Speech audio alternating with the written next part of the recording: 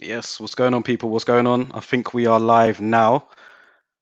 So I'll just wait for a couple of people to jump on. Or actually, I think he's in the waiting room. So I'll get him on and then we'll get this broadcast started. But thank you, everybody, for tuning in, whether you tune in a bit later or whether you watch on YouTube later on. Thank you is much appreciated.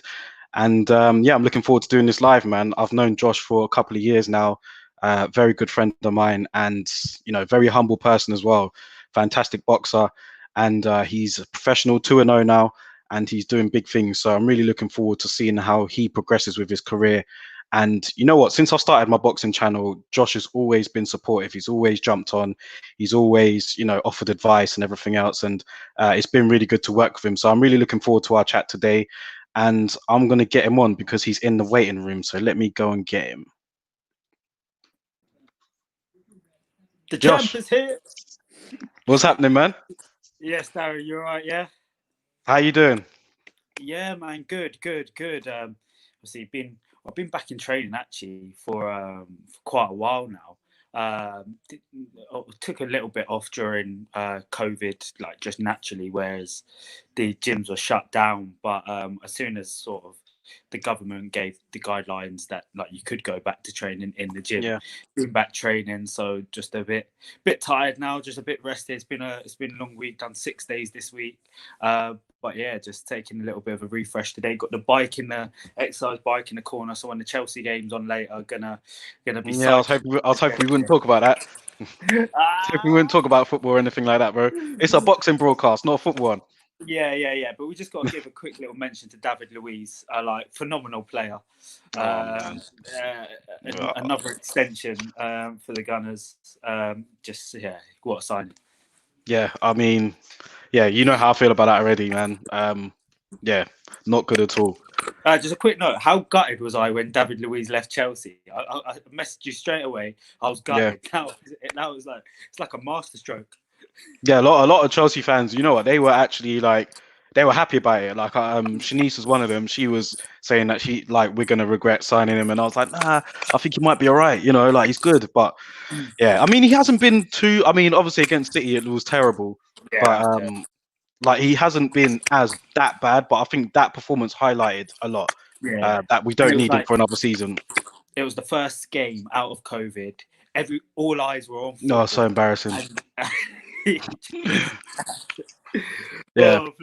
But anyway, yeah, enough about football. Enough about football. Let's talk boxing, man. I mean, let's just start. I mean, like we're doing a Q&A today. I put out on my socials that you were coming on, and I just basically said if anyone has any questions for Josh, feel free to ask. And those that are on this live stream right now can ask questions, and I'll happily put them up for you to answer as well. But I've got some written down here from a lot of the people that ask questions, so we'll go through those. But before we get into the questions, I just wanted to quickly get your reaction to the news last night over Jarrell Miller, because that was such a I couldn't believe it. And for those that don't know, I'm sure you know already, but he tested positive again. His fight that is on July the 9th has been called off. So I'm not sure what happens now, but it's looking like he's going to face a lengthy ban. But what was your reaction when you heard that news about Jarrell Miller? Because one of the first questions, let's just go to the first question anyway, is from a guy called Shane who follows me on Instagram. And his question to you is, what is the proper way of handling Jarrell Miller? So I'm guessing like in terms of punishment, what would be an adequate punishment for him? But we'll ask that and we'll ask your reaction first to the news. Thank you for the question, Shane. My reaction was I actually saw it on the page, the Boxing Lowdown page. So big up the page, like hitting that news first. Yeah. But I was actually shocked. I thought it was a bit of a joke. Like I thought, there's no way. Like, there's no way he's done it again. He's not that stupid. Like, no one's that stupid. So it's like if you get caught for drugs, the thing all eyes are going to be on you. So you stay away from it. Like, you absolutely don't go near it. So now he's been caught again. I think it's just a bit of a mockery to the sport. And that was my reaction. And then what should happen to him. I don't think I'm not going to sit on the fence here. I just think he should just get banned for life now. I mean, like, people make mistakes, and that's not to vindicate his first mistake, because he knew what he was doing. And even then, I think he might have even been tested even before that and might have failed a drugs test. I'm not too sure on that, but I know that there was some like controversy around Jarrell Miller even prior to the AJ. And to be honest, like, if he was taking it up until the AJ fight, he was definitely taking it in fights previously, and so he hasn't learned his lesson on the biggest stage, and now he's just he's taking a piss, really. So I mean, like, being a boxer myself, I mean, if I came across the ring and there was someone that's really trying to get an upper hand on me with an unfair advantage, one, is my livelihood at risk. Two, it's my livelihood and health, and two, like, there's a lot of financial implications at stake. We saw what happened with David Price fighting Tony Thompson. He was on a trajectory in which his next fight was likely to be against Tyson Fury. If he beat Tony Thompson, Fury had to beat Steve Cunningham, and then they would have had a big domestic bust up, which would have been a lucrative payday. He got knocked out by Tony Thompson, who ultimately failed a drugs test. I mean, if that happened to me, like I'd be gutted. So in my view, like, you fail once, you shouldn't get given a bye, but you get given half a bye. A lengthy ban. Say, if you've learned from your lesson, like, let's go again. If you get banned, if you get caught twice, then you got to be out of the sport. Like, no questions. And one of the substances that he got done with was one that it was the same one he got done with for AJ as well. Didn't know that, but it's the same substance that he got banned with against the AJ fight. So I don't know if he thought he could get away with it again, or I really don't know. I think, I mean, I didn't even know that, and it's just like, maybe he was thinking, okay, well, surely they're not going to test me again, and they're not going to try and test me for the same substance. So, I might get away with it because all eyes are on me, and he's almost trying to double bluff it because all eyes are on me. They're not going to try to test me again for the same thing. Who knows? But it's just, it's ridiculous, really. It's ridiculous. Yeah, that's a good question. Good question. Yeah, big up Shane for the question. Yeah, respect to Shane. I got one here from an anonymous user, and his question to you is, what got you into boxing in the first place? Good question. Yeah, very good question. Some tough questions here today. yeah. I mean, ultimately, I've always been a competitor. I mean, everything I've done, I always want to be the best at it, and I just been a maniacal competitor growing up, whether it be football, board games. I was the sorest loser. So, I mean, my mum used to take me to like Disneyland. Well, she took me to Disneyland Paris, and she took me to Florida as well. And it was just me and mum growing up. So I was very fortunate. But the point of this was, she used to take me to all these theme parks, and where you had like laser gun games. And even when she used to beat me, I used to like cry and scream and kick up a fuss. And that's how competitive I was. I didn't want to lose to anybody, and I still am to this day. So even in the gym, like I've got a £50 bet with one of my closest friends in boxing that I beat him in our next weigh-in. He's a weight division below me, Ryan Amos. Big up Ryan. The Punisher. Yeah, big up Ryan. Get him on the channel soon as well. And so, like, I have bets on a daily with them, like with my teammates to beat them at something. And I think that's what driven me into boxing, because growing up, it was always football for me. I always played football, but I always had an eye on boxing. So every Mayweather fight, when Mayweather fought Hatton, had all of my mates around mine, and we stayed up till like 4 o'clock in the morning watching a boxing. First ever fight I watched was Bernard Hopkins v Jermaine Taylor, and I mean, if you've ever watched their fights together, not most entertaining fights. I was gonna say, it's not a go-to on people's catalogs for fights to watch. That's how I knew I loved boxing, because I just was watching it, just in awe of these two guys. And Jermaine Taylor was probably my first sort of boxing idol, because he beat Bernard Hopkins. Bernard Hopkins was ultimately the bad guy of boxing at that time. Like everybody hated him, and Jermaine Taylor was like the golden boy coming through, become the undisputed middleweight champion. And then it was just like, oh, I sort of got the bug and done a few boxing classes there, and then ultimately my mum said you'll never be able to box under my roof. Yeah. And then when I was 19 and at university, just picked up the opportunity, went down to the university boxing club, had a bit of fun there. Realized that not all it's almost entry level into boxing, because most of the university athletes or university boxing society people just want to go there, have a fun and be part of the society. But I wanted to take it more serious and then join Phoenix Boxing Club, which I know you know very well. Yeah, I used to train there myself. Yeah. Yeah, exactly. Yeah. So yeah, end up joining there, and then that fueled the fire, and then here we are today. But I actually have to give special credit to sort of Errol McDonald, who's my coach, because I sort of took a 3-year hiatus from boxing. I never had a fight, so I started when I was 19, done 6 months of training, got the juices for it. Thought I could be okay, but was always told I was too small, and I was about 90 kilos at the time, so I was heavy. So I'd have been like a heavyweight or super heavyweight, and then came back to Nottingham about 3 years later, and then Errol said to me, well, you got to get your weight down, yeah, but I can teach you how to outbox these guys, and like sort of gave me the confidence to move on. But ultimately, I got into boxing just because I like competing. And so yeah, it's a very good question whoever asked that. And who's talking about Jermaine Taylor, Carl Froch? Well, yeah, comment from Facebook just saying how good that fight was. I mean, what an ending, first of all, to that fight. And it's kind of following on from that. It's a bit of a shame what happened to Jermaine Taylor, isn't it? Because he suffered from a bit of mental health problems, didn't he?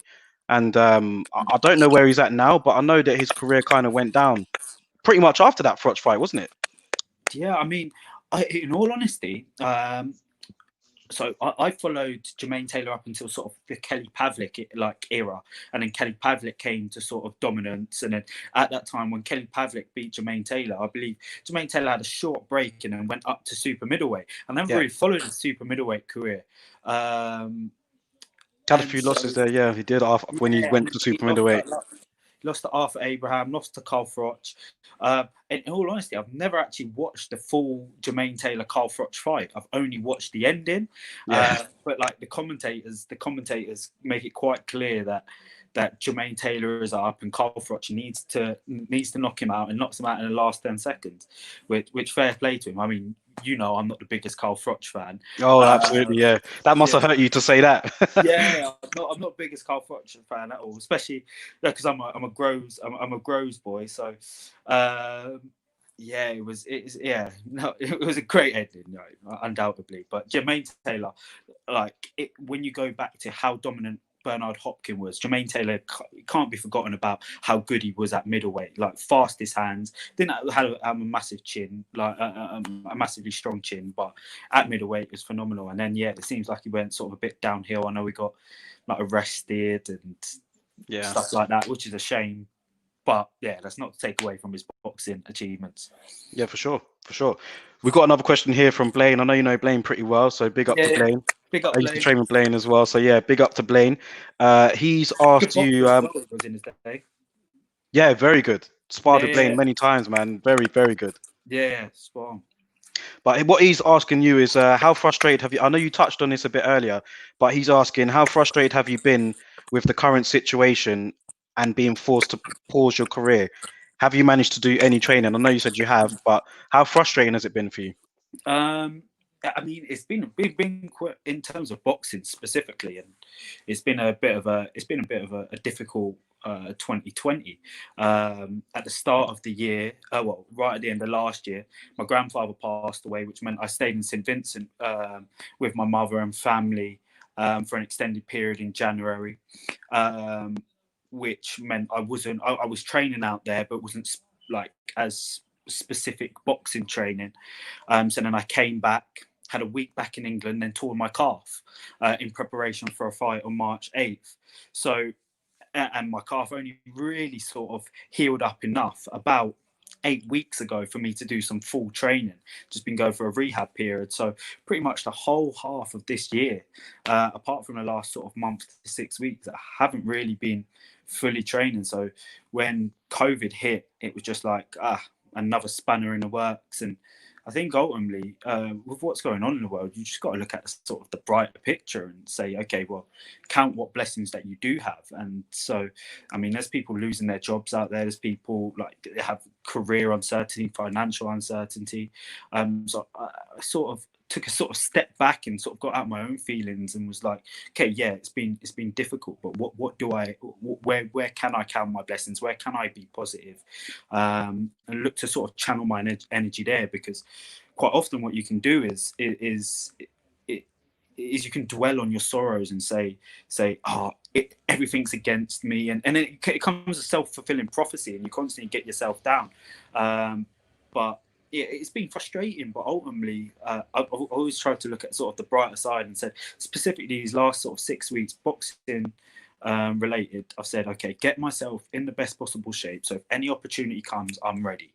And that's the only attitude that I can have, because if you have any other attitude, whether we're talking boxing or in life, if you have the opposite attitude where the glass half full, you're ultimately going to fuel disappointment.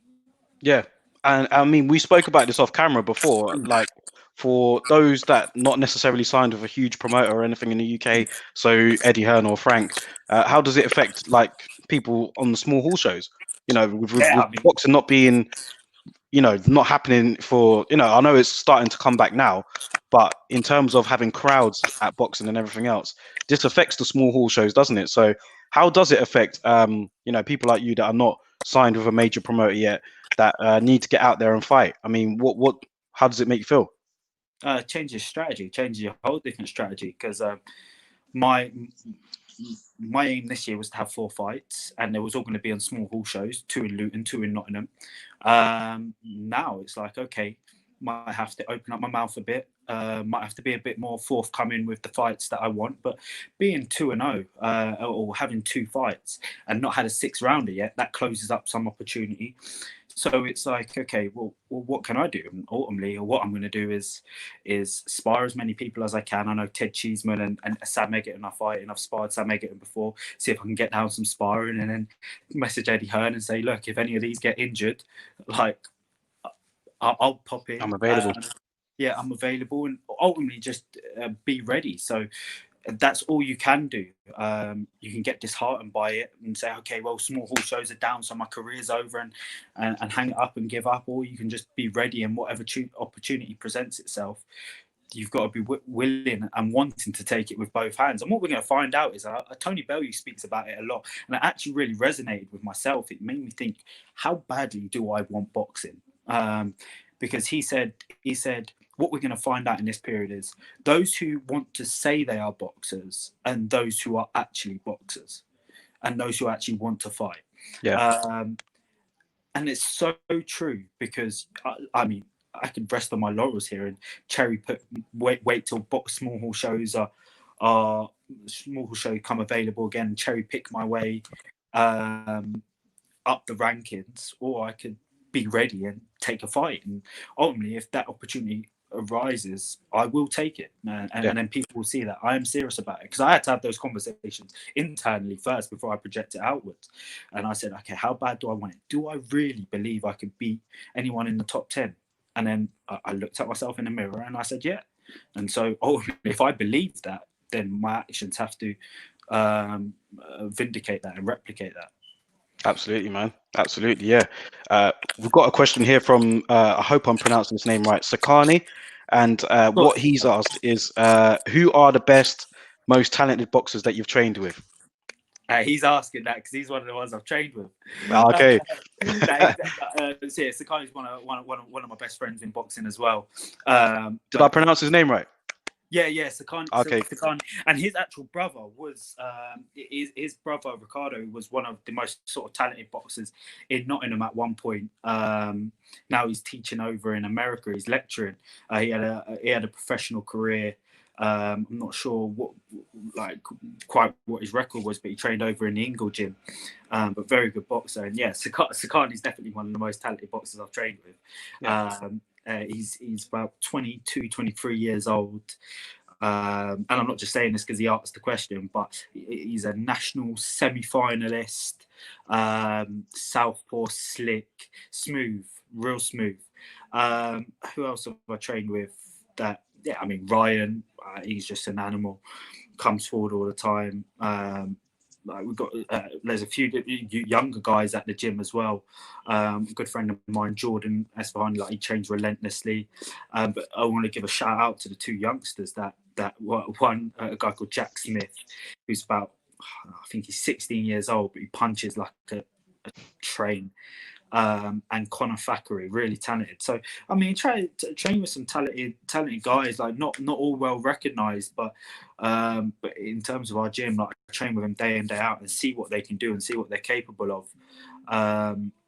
Yeah, just some real strong up and coming fighters that I'm sure we'll hear about. I think mentally it's I think what you see in boxing and what I've seen over the years in the gym, specifically at Bad Boys, is there's been a whole array of talent come through that gym, and I have nowhere near have been anywhere near as talented as some of the guys that have come into the gym. But it's just about persistence,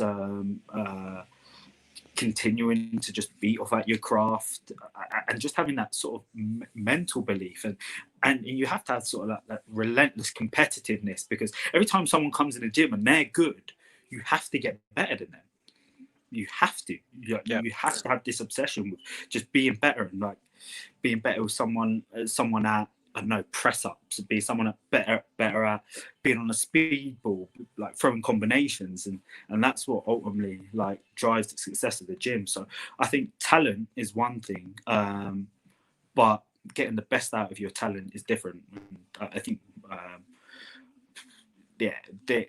I've trained with a lot of talented guys, but I think some of the best fighters that I've trained with would be the ones that I've mentioned, because of their longevity in training, and we'll see them go to the top. Yeah, I have to definitely follow those guys, man. For sure. Have to follow their journeys as well and give them the support that they deserve. We've got another comment here, and it's about the small hall shows we were talking about earlier. And this comment from Facebook, it says, there will be a time when only the smallest of small hall shows will be back, maybe about 500 people allowed. So it's a great window for fighters like Josh, as demand will be high for tickets. Yeah, I mean, yeah, I hope that's true. Well, I'm thinking, I'm just reading it now. Yeah, I mean that's true, and I think there's also got to be an element of reality with fighters that fight on them shows. I'm one of those boxers that I'm sure the promoters, if they were outspoken, like Paul Webb at High Rise Promotion and Matty, and they know sort of how demanding I am. I'm like, I want more tickets because I know I've got a decent fan base, and I want everybody to see it. But I think ultimately, even like people like myself, if I want to sort of elevate my career, it's like, okay, well, if only 500 people are allowed, that means that, okay, I might only have to take 100 tickets, even though I want 150, 200 plus, fight on the show, prove my worth, and then keep on fighting to just build up the resume, and get the fights that I want. So yeah, I mean, touch wood, small hall shows are back ASAP, because they'll open up a huge opportunity for the likes of myself. That was JP. So big up JP every time. Big up Boxing Luton, man. He was planting that seed for Paul. Been such a massive part of it, yeah. And we have to give him his respect and credit that he deserves, man. Definitely. Yeah, we love you, JP. Yes, big up JP, man. Thank you for jumping on as well. Let's move from the small hall shows, because we've got another question here, and we're going to talk about the biggest fight that's happened so far this year. Obviously, that was Tyson Fury and Deontay Wilder. And a question here for you is, has the stigma around Deontay Wilder gone? So following that loss, do you think the stigma surrounding him has gone, or do you think is it still there? We have to trace that back to history. I mean, ultimately, we'll never know. Well, we won't know until we fight again. But when we go through history and we see the likes of when Kovalev fought Ward, what happened afterwards. Kovalev, the crusher, ultimately dismantling everyone in front of him. I mean, he even killed somebody in the ring because he was that devastated. Only once Ward humbled him in the ring and outside, he lost this. He lost his aura, his crusher element, his crusher aura about him, and ultimately went on to lose to. What, I can't remember his name. Edison Alvarez. Oh yeah, Alvarez. Yeah, He Alvarez. lost to Canelo Alvarez, but also the guy at light heavyweight. That was Almeida Alvarez. That's it. And then almost lost to Yard as well. And like Yard, all due respect to Yard, in Crusher's heyday, like Yard wouldn't have stood a chance. Like at their current points in their career, like Yard, like is very much at the early stages of his career, and like could go on to like achieve massive heights. But when the Crusher was the Crusher, like Tunde would have said, no, we've got to build him up more. But they knew that he was coming to the end because ultimately he's been beaten down and worn down, and he's lost that aura, and they had the confidence to go and fight him and almost pulled up a phenomenal upset. Don't get me wrong, like Kovalev is still a really good fighter, and he can box. Deontay Wilder can't. And we even go back to before that. I mean, we look at likes of like Jeff Lacey. Like Jeff Lacey was known as a massive puncher until Calzaghe beat him. He lost his aura. Only went downhill. And then we look at even like Foreman. Foreman, after he lost to Muhammad Ali, he had a 10-year hiatus, came back, but he lost his aura about him, and it went on to achieve become like the oldest heavyweight champion in history, which is a phenomenal accolade. But he wasn't known as the killer Foreman. He was known as George Foreman with the grills. Yeah. So ultimately, when we circle back to the question, has Deontay Wilder lost some of his shine, some of his sort of like demolition or demoralizing sort of like demeanor, where he could just go in there and crush everybody? Probably, yeah. But only time will tell. So you put some great examples there, and like with boxing, as we all know, there's an old saying, and is you're only as good as your last fight. So with Deontay Wilder, that stigma around him, before he went into that Fury fight, everyone was worried, if he touches Fury, he can knock him out. But the way how Fury beat him, I think the stigma's gone a little bit from him. But like you said, I mean, it's happened to a lot of guys that were feared in history. Like you said, Jeff Lacey was one of them. Kovalev, another one. So I think it'll be interesting to see where Deontay Wilder goes, because like you say, he's not the greatest boxer in the world. So Fury has shown that he can be beaten and he can take the right. He can get back up. So it's going to be interesting to see actually that third fight, how he does come back from it for sure. Yeah, I mean, ultimately, I don't think he's got any chance against Tyson Fury. I think Tyson Fury took his soul. And the disadvantage of Deontay Wilder is because he can't box. He had this aura about him, and he had this internal belief. That belief has been absolutely zapped out of him from 2 fights from Fury, because he knew in the first fight he didn't win, and in the second fight he absolutely got shown that he's just not on the level, and he can't get himself in position to hit Fury. He got lucky. Well, I say lucky because he still threw the punch, but he managed to land those punches in the first fight. But that's only because Tyson Fury was coming off like a 2-year, 20 stone, whatever, like layoff. As soon as Tyson Fury's like feet are like started training his legs and can move his feet and move his head and slip the punches more, like he didn't really land on Tyson Fury in the second fight. So ultimately, I don't think Deontay Wilder has a chance against Fury. Could he land that punch on someone a bit more flat-footed, less longer? Maybe somebody. Him v Dylan White would just be fun to watch, because I think Dylan White would just go in there and try to ragdoll him about. But Dylan White's not got as fast as feet and as head movement as Tyson Fury. I think AJ schools Deontay Wilder now. I didn't think that in the past. We've spoken about it previously. We have. Years ago. I thought Deontay Wilder would knock him out. But actually, from seeing AJ reinvent himself in this second Andy Ruiz fight and go back to the in and out style, I don't think Deontay Wilder lands. Yeah. So yeah, it'll be interesting. But I think ultimately, unless if he's able to dig deep and get that sort of self-confidence and inner belief and that bomb squad mentality, because how can he can't be shouting bomb squad now? Like Oh, he's going to shout that until he retires, man. Yeah, like but you can shout it, but like he believed it. Like he believed he was unbeatable. Once you take that away from somebody, like it's difficult. It's difficult, and I mean, like we're gonna see what he's made of, because like defeats build characters, and we saw that in AJ's character.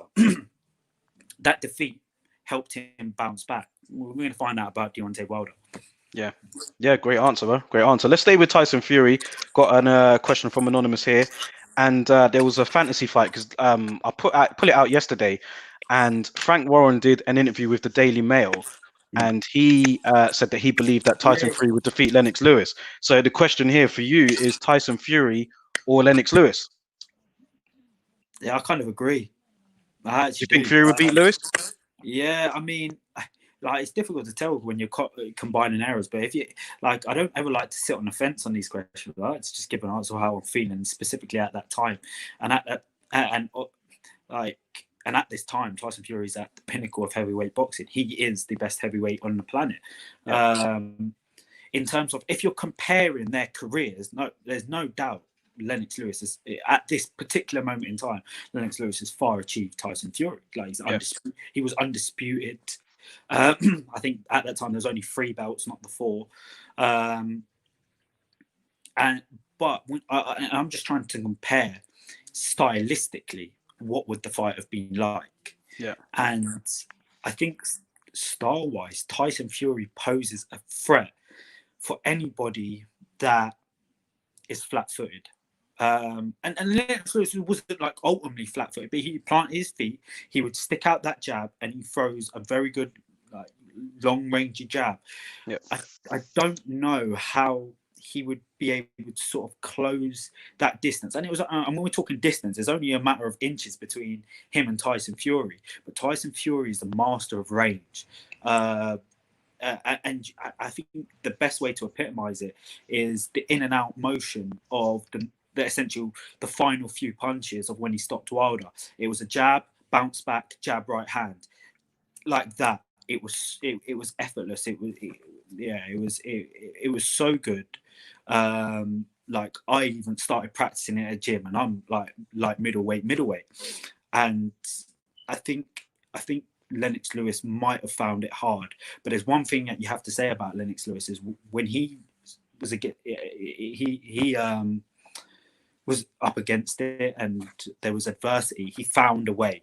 But if you were to ask me now, do I think stylistically like who would win? I think Tyson Fury might win. Yeah, and like you said, styles make fights at the end of the day. And just seen a comment saying the stream's gone, but I think we're back on now, so that's good. So I think we lost our Facebook users there for a minute, but it's good to hear that we're back on. What Tyson Fury and Lewis? I agree with your point about Lewis having more, definitely achieved more currently, because Tyson Fury hasn't retired yet, so we can't hold that against him. I don't know. I think Lewis, it's very difficult because Tyson Fury's style, like you said, I mean, he's the master at range, he's the master at distance, and I think it would have been very awkward for Lewis. But I think with Lewis, the reason why I'm siding with him is just the sort of like the styles and the guys he's beaten already. Like he's beaten Evander Holyfield, he's beaten Hall of Famers, like he's beaten Mike Tyson, he's beaten David Tua, he's beaten tall guys, he's beaten short guys. I'm not saying that Fury hasn't; he's undefeated, but I just think Lewis, for me, in my personal opinion, was like one of the best heavyweights to do it. So it's difficult. It's difficult. I think ultimately, and a lot of those wins that Lennox Lewis has, and you mentioned it, Tua, Tyson, Mike Tyson, even Holyfield, like these are all smaller guys. Yeah. There's something about when you're fighting somebody taller, you have to bring a different dynamic. And that is more the reason why I'm siding with Fury. However, there's no doubt upon Lennox Lewis's greatness. And ultimately it would be a fight I'd love to see. And like I'm a big fan of Lennox Lewis. My mum's got a picture with him. My mum loved him growing up, and I joked about on Father's Day that he was my old man because my mum got a picture of him and her 27 years ago. So styles make fights, and like you said, the height thing is a big thing. Fury, the way how he uses his height and the way how he moves for a big man is unbelievable. I think that would have caused Lewis problems, but I don't know. I just think if that right hand lands from Lewis though, that's the thing. It's 9-9. I mean, I think with Emmanuel Stewart in his corner as well at the time, he would have really got into Lewis to attack Fury. Yeah, it would be such a. I mean, it's a pick'em. It really is a pick'em. And don't get me wrong. Well, in a year's time, that could all change because if AJ knocks out Fury all of a sudden, then I'm going. Actually, Lennox Lewis would have been But if you're asking me at this current time, after seeing Tyson Fury's latest performance, for me, it would have to be Lennox Lewis, just based on the fact of style-wise, awkwardness. We haven't seen Lennox Lewis deal with anyone like Tyson Fury. Ultimately, at the same time, you could say that we haven't seen Tyson deal with anyone like Lennox Lewis. But it's all theoretical. It's never going to happen. Yeah, it's never going to happen. There's no real right or wrong answers there. There's AJ v Fury. Go ahead. What are you saying for that one? That was a question that popped up. Who asked that question? The next question on that, it wasn't about AJ and Fury. It was more Dylan White. But let's talk about AJ and Fury, man.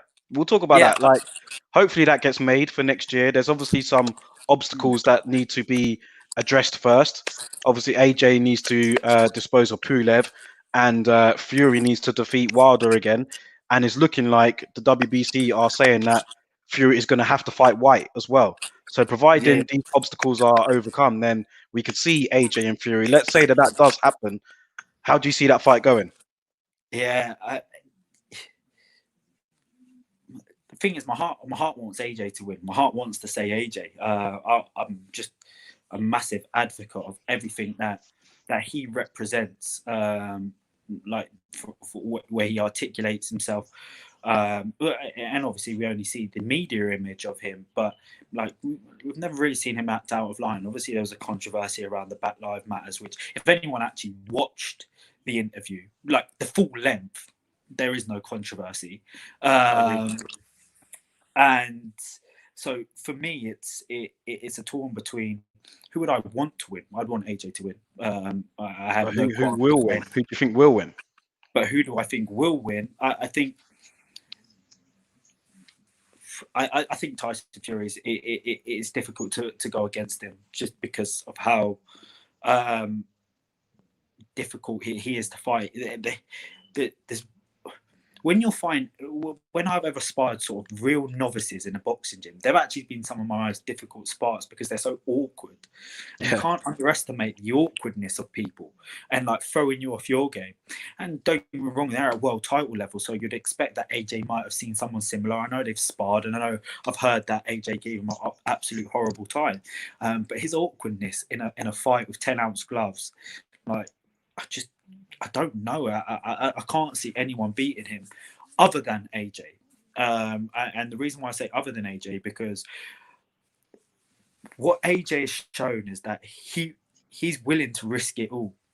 And like he has this sweet boy demeanor on the outside, that he's pretty, he's a handsome man.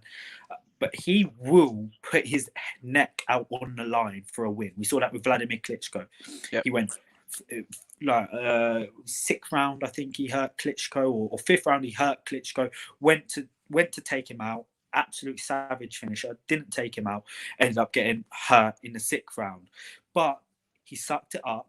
Took a little bit of a beating up until the 11th, and even saying to Klitschko, "I'm going to take you, and I'm going to give you my all in that 11th round." Now, for those who have never been in the ring and don't understand how much that takes to know that you're going to let everything go in your 11th round, knowing that if you don't take that person out, you're probably going to get knocked out, but you're still going to do it anyway. Now, that takes balls. We saw that with Yard. Sorry to interrupt. We saw that with Yard and Kovalev. Yeah, I agree.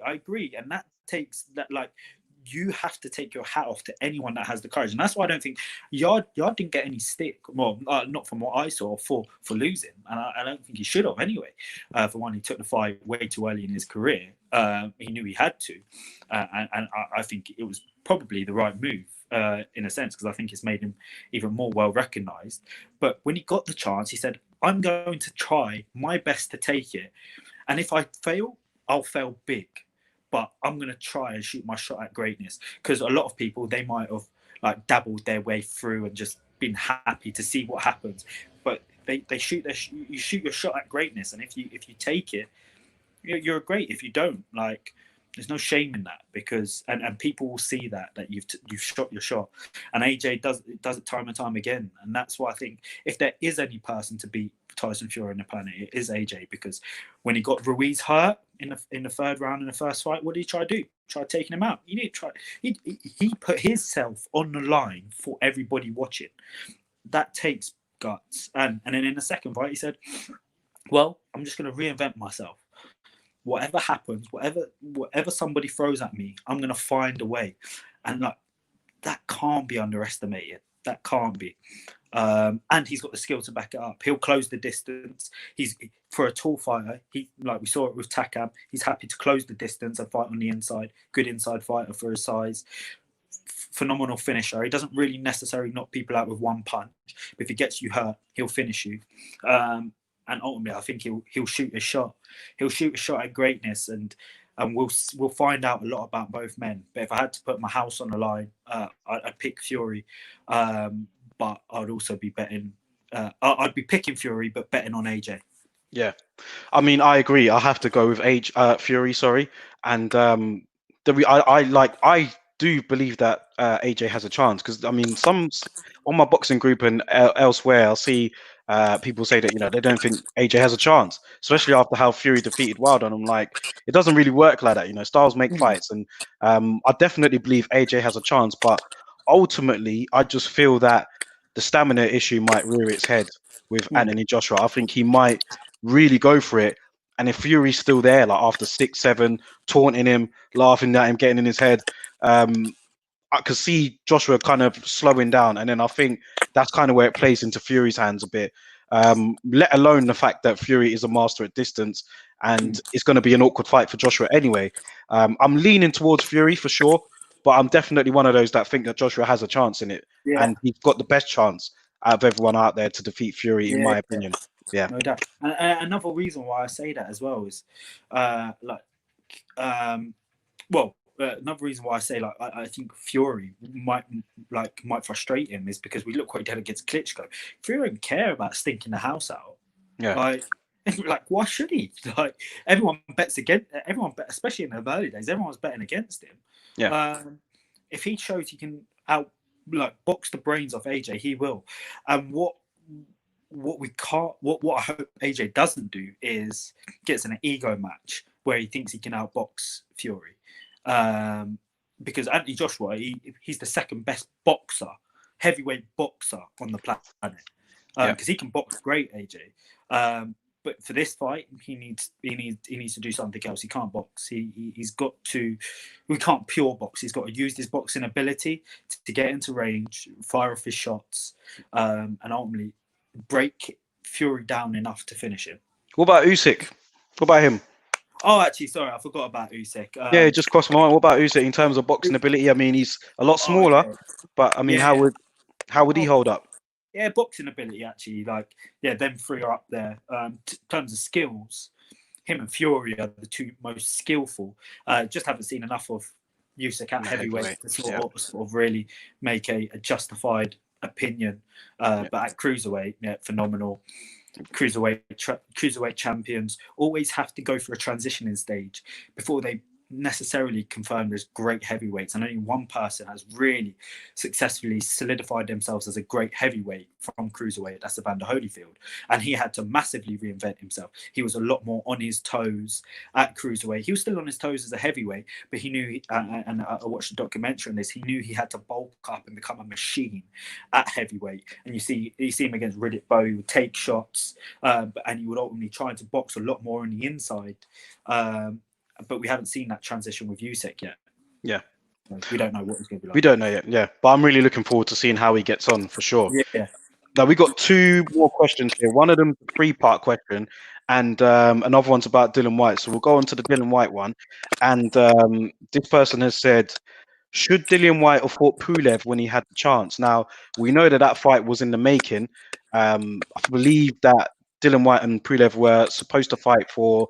It might have been an eliminator for the IBF, but Dillian Whyte's been really pursuing the WBC route. But for whatever reason, that fight didn't happen. I think it was because Bulgaria won the bids for that fight, and Dillian Whyte didn't want to travel there. So this question is: should Dillian Whyte have fought Kubrat Pulev, or do you think it didn't really make a difference? Should have, would have, didn't. Like AJ could have fought. Dillian Whyte could have fought AJ as a replacement for the Gerald Miller. Yeah. Or on that Gerald Miller date, and he could have fought for a world title. Sort of about timing. I think what we've got to look at in Dillian Whyte's case is he's been mandatory for like 800. I can't remember how many days, but yeah, like a load of days. And ultimately, if we're talking about, I'm wondering why everyone on the planet wants to see AJ v Fury, and ultimately, I would want to see it over Dillian Whyte v Fury. But I'm team maximum violence. I love Dillian Whyte, but if you're talking to me about what do I want to see, yeah, AJ v Fury, like for all the belts, all the marbles, like that's history there. That's a chance for both me and you and all of the viewers to say we was a part of history that's never happened before. All 4/5/6 belts, if we include Lineal, Ring Magazine, IBO, like everything's on the line here. That's never been done before. We all want to see it, but Dillian Whyte, in terms of fighting Pulev, should have, would have, didn't. Like he's gone his way about his career. He's in prime position for the WBC. It's just shit that he's just not got his shot. COVID happened. He probably Fury would have fought. Fury might have even fought AJ at the back part of this year. I think he would have said like after the Wilder rematch, and then would have fought Dillian Whyte in February next year as planned or mandated by. But yeah, it's difficult being heavyweight because you can't go up or down. Well, you can go down if you really want to, but no one does that. No one really does that, yeah. But whereas if you're in a lighter division, like you just go up a division and fight the next best fighter, or it's difficult in heavyweight division. Difficult. Yeah, I agree. I mean, just my thoughts on that question. Shout out to the person that asked it. I don't think it would have made too much of a difference. I mean, Dillian Whyte has fought that sort of level of competition anyway. He's going to fight with Povetkin next. Pulev does have a high profile in Bulgaria, but I think outside of that, it's not particularly high. Povetkin, he's looking to fight him next. Oscar Rivas was a good fight. And I think Dillian Whyte, he's kind of set on his journey. He's set where he wants to go.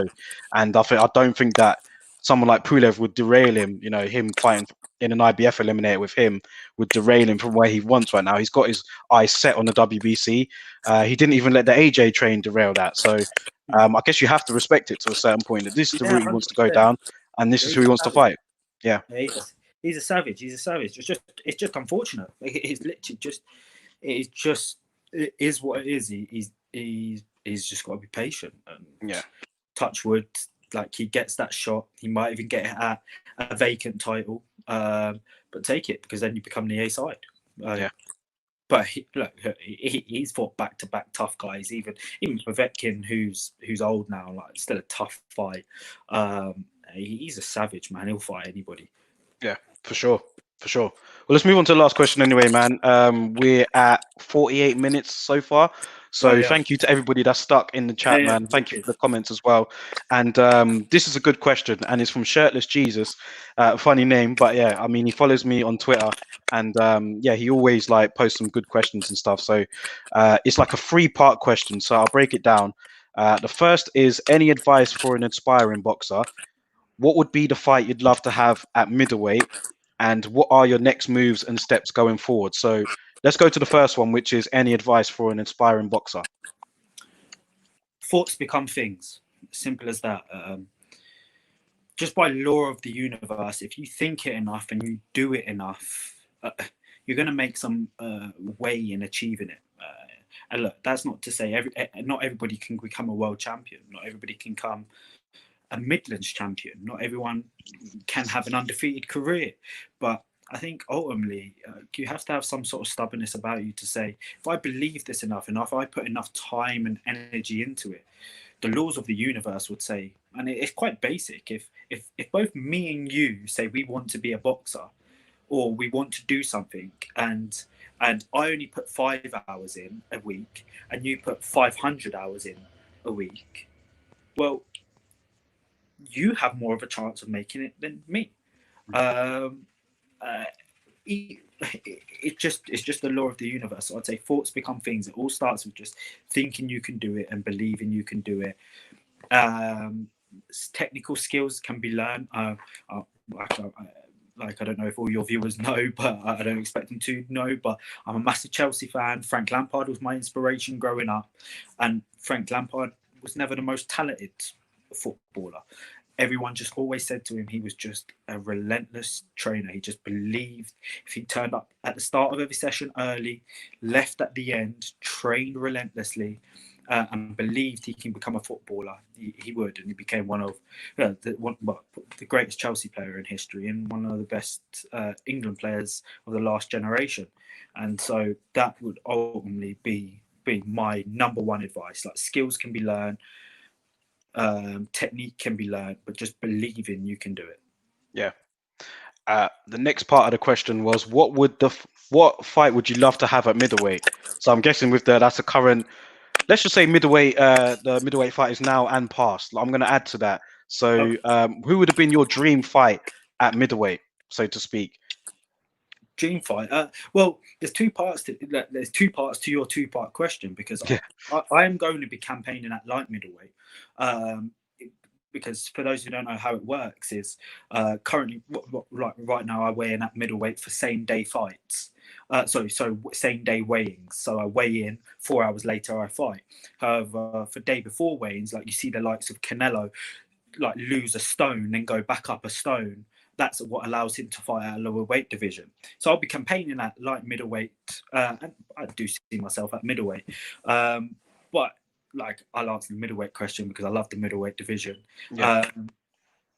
I'd love to fight Canelo. I think there's controversy around him, like with the Canelo meat and eating like that contaminated meat. But I think in terms of technical skills, he's the best boxer of this era post Mayweather. Of all time, I'm a massive James Toney fan. I would have loved to. I mean, I take a lot of inspiration from James Toney and how he does certain things. And even though Roy Jones Jr. was ultimately one of the greatest of, if not the greatest of all time in the middleweight, super middleweight division. Those two would be the two I would like to fight. Canelo, James Toney. Canelo and James Toney. Good shout. And so much smack. James Toney would have talked so much smack. It would have been funny. Yeah. James Toney, man, I just loved his interviews, man. You knew every time he had a post-fight interview or just an interview in general, you were gonna get some sort of quote or feedback from there that you just like take and run with, man. He was that good. About my mama all day. I'd have got so offended. I'd have to get a psychologist. Yeah, James Toney was a legend, man. Legend. Went on for too long, like a lot of fighters do, unfortunately, but he was an absolute legend, man, for sure. Yeah. Last part of the question here and last part of the stream, concerned about the time. What are your next moves and steps going forward then in your career? You touched on it a little bit, but for those that might have jumped on a bit later and didn't hear, what are your next moves and steps right now? Ultimately, I mean, I said to my coach the other day, I said, in 2 years' time, I want my shot at the British title. So I've got to put myself in position. Now, that probably means that I'll be fighting for it a lot.